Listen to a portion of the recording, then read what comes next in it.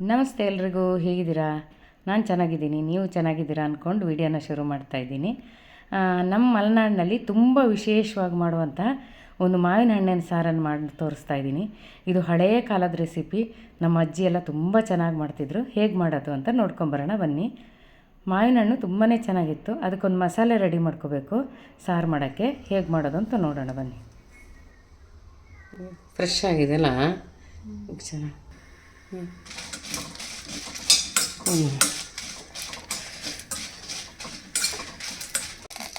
ಧನಿಯಾ ಒಂದು ಚಮಚದಷ್ಟು ಸಾಕು, ಜಾಸ್ತಿ ಅನ್ಬೇಡ. ಸ್ವಲ್ಪ ಉದ್ದಿನಬೇಳೆ ಮತ್ತು ಜೀರಿಗೆ ಅರ್ಧ ಚಮಚ ಸಾಕು. ಚೆನ್ನಾಗಿ ಸ್ವಲ್ಪ ಹುರ್ಕೋಬೇಕಿದೆ.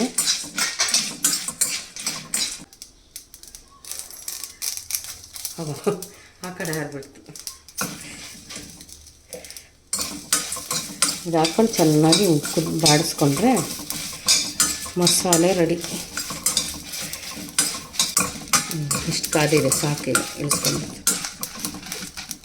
ಇಷ್ಟು ಕಾದ್ರ ಮೇಲೆ ಇದನ್ನು ಇಳಿಸ್ಕೋಬೇಕು. ಸ್ಟವ್ ಆಫ್ ಮಾಡ್ಕೊಂಬಿಟ್ರೆ ಆಯಿತು.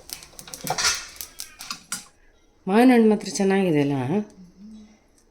ಮಾತ್ರ ಈ ಥರ ಸಿಪ್ಪೆ ತೆಕ್ಕೊಂಬಿಡ್ಬೇಕು. ಸ್ವಲ್ಪ ಸಿಪ್ಪೆ ಹಾಕ್ತೀನಿ, ಸ್ವಲ್ಪ ತೆಗಿತೀನಿ ಸಿಪ್ಪೆ. ಎಲ್ಲದ್ರದ್ದು ಸಿಪ್ಪೆ ಬೇಡ, ಒಂದೆರಡರದ್ದು ಸಿಪ್ಪೆ ಹಾಕ್ಕೊಳ್ಳೋಣ. ಮತ್ತು ಉಳಿದಿದ್ದು ಇದಾಕು ವಾಟೆ ಸಮೇತ ಹಾಕ್ಕೊಂಡ್ರೆ ಆಯ್ತು ಅಷ್ಟೇ. ಈ ಮಾವಿನ ಹಣ್ಣು ಬೇರೆ ಥರ ಇದೆ, ಆ ಮಾವಿನ ಹಣ್ಣು ಬೇರೆ ಥರ ಇದೆ ನೋಡಿ.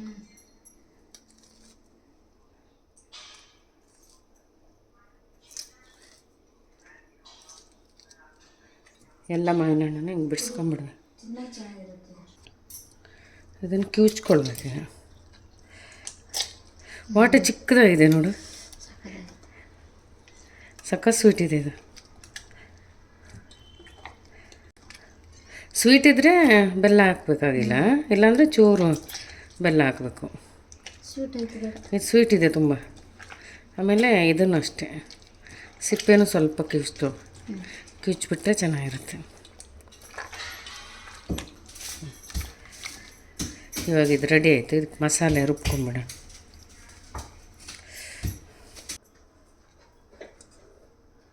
ಈ ಮಸಾಲೆ ಚೆನ್ನಾಗಿ ಫ್ರೈ ಆಗಿದೆ ಅಲ್ಲ. ಮಸಾಲೆ ಎಲ್ಲ ಹಾಕ್ಕೊಂಡು ಸ್ವಲ್ಪ ಕಾಯಿ ತುರಿ ಹಾಕ್ಕೊಂಬಿಟ್ರೆ ರುಬ್ಕೊಂಬಿಡ್ಬೇಕು. ಮಸಾಲೆಗೆ ಕಾಯಿ ತುರಿ ಹಾಕ್ಕೊಂಡಿದ್ದೀನಿ. ಆಮೇಲೆ ಸ್ವಲ್ಪ ನೀರನ್ನು ಸೇರಿಸ್ಕೊಂಬಿಟ್ಟು ಇದನ್ನು ನುಣ್ಣಗೆ ರುಬ್ಕೊಂಬಿಡ್ತೀನಿ. ಈಗ ನೋಡಿ ಮಸಾಲೆ ಎಲ್ಲ ರೆಡಿ ಆಯಿತು. ಒಂದು ಪಾತ್ರೆ ಇಟ್ಬಿಟ್ಟು ಅದಕ್ಕೆ ಮಸಾಲೆ ಮತ್ತು ಮಾವಿನ ಹಣ್ಣು ಆವಾಗಲೇ ಸುಲಿದಿಟ್ಟಿದ್ದೆಲ್ಲ ಅದನ್ನು ಕೂಡ ಸೇರಿಸ್ಕೊಳ್ತಾ ಇದ್ದೀನಿ. ಸಿಪ್ಪೆ ಸಮೇತ ಹಾಕ್ಕೊಂಡಿದ್ದೀನಿ. ಮಸಾಲೆ ಪೂರ್ತಿ ಹಾಕ್ಕೊಂಡು ಸ್ವಲ್ಪ ಎಷ್ಟು ಬೇಕೋ ಅಷ್ಟನ್ನು ನೀರನ್ನು ಸೇರಿಸ್ಕೊಂಡು ಉಪ್ಪನ್ನು ಕೂಡ ಸೇರಿಸ್ಕೊಂಡ್ಬಿಡ್ಬೇಕು. ಉಪ್ಪು ನೋಡ್ಕೊಂಡು ಹಾಕ್ಕೊಳ್ಳಿ, ಒಂದೇ ಸಲ ತುಂಬ ಹಾಕ್ಕೊಂಡು ಹೋಗುತ್ತೆ, ಜಾಸ್ತಿ ಆಗುತ್ತೆ ಉಪ್ಪು. ಆಮೇಲೆ ಒಂದೆರಡು ಕುದಿ ಚೆನ್ನಾಗಿ ಬರಬೇಕು, ಅಷ್ಟೋ ತನಕ ಕುದಿಸ್ಕೋಬೇಕು. ಇದನ್ನು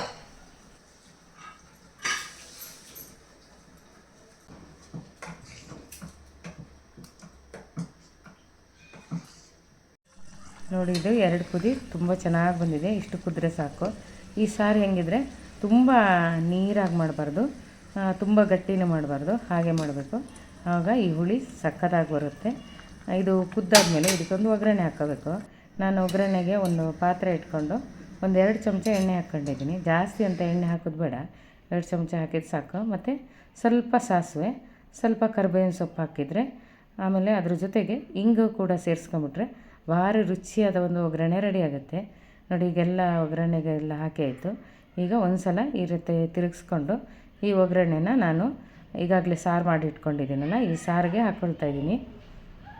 ನೋಡಿ ಎಷ್ಟು ಚೆನ್ನಾಗಿ ಕಲರ್ ಬಂದಿದೆ ಅಂಥೇಳಿ. ಸಾರು ರುಚಿನೂ ಅಷ್ಟೇ ತುಂಬಾ ಚೆನ್ನಾಗಿರುತ್ತೆ. ಮಾವಿನ ಹಣ್ಣಿನ ಸೀಸನ್ ಮುಗಿಯೋದ್ರೊಳಗೆ ಈ ಒಂದು ಸಾರನ್ನು ಮಾಡಿ ನೋಡಿ, ತುಂಬಾ ಚೆನ್ನಾಗಿರುತ್ತೆ. ಹಾಗಾದರೆ ನಿಮಗೆ ಈ ವಿಡಿಯೋ ಇಷ್ಟ ಆಯ್ತು ಅಂದ್ಕೊಂಡು ವಿಡಿಯೋನ ಮುಗಿಸ್ತಿದ್ದೀನಿ. ಹೋಗಿ ಬರಲಾ?